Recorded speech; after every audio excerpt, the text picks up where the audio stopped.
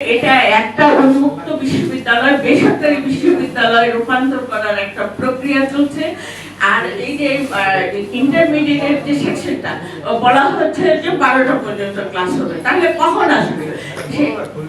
শিক্ষা জাতির মেরুদণ্ড এবং এটা primary, high school, intermediate, honours, masters একদম প্রথম থেকে যত বেশি সুসমন্বিত এবং হবে, ভালো হবে, কোয়ালিটি ভালো হবে, তখন এই দেশের শিক্ষিত বা দক্ষতা সম্পন্ন মানব গোষ্ঠী বের হয়ে আসবে।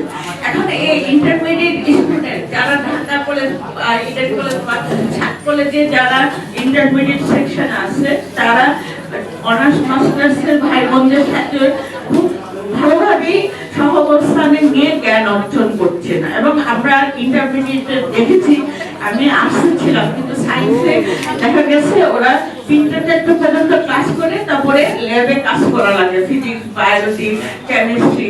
এটা ওনাদের সবাই এখন এরা যে একটা প্রস্তাব নিয়ে এসছে যে এই 1টা থেকে 7টা পর্যন্ত বিশ্ববিদ্যালয়, তাও আবার 35 থেকে 40% হবে কি অনলাইনে ক্লাস। হ্যাঁ, আর এই আবার এটা হবে বেসরকারি বা স্বায়ত্তশাসিত। এখন আমরা স্বায়ত্তশাসিত মানে কি, যেখানে সরকারের এবং জনগণের কোনো মূল্য থাকে না, যারা স্বায়ত্তশাসিত বডি হিসাবে বিশ্ববিদ্যালয়গুলো টিচাররা তাদের ইচ্ছা মতো এটা পরিচালনা করে। এখন স্বায়ত্তশাসিত হলে এই যে বিশেষ ক্যাডারে এতগুলো শিক্ষক পদ বিলোপ হবে, যেটা মানে শুধু শিক্ষা ক্ষেত্রে না, সামগ্রিক উন্নয়নের পরিপন্থী।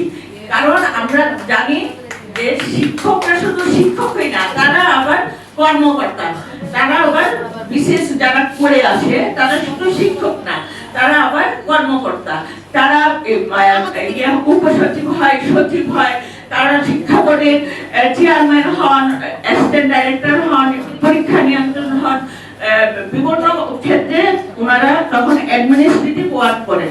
এবং শিক্ষা ক্যাডার ছাড়াও বৈশিষ্ট্য হচ্ছে প্রচুর ট্রেনিং দেওয়া হয়।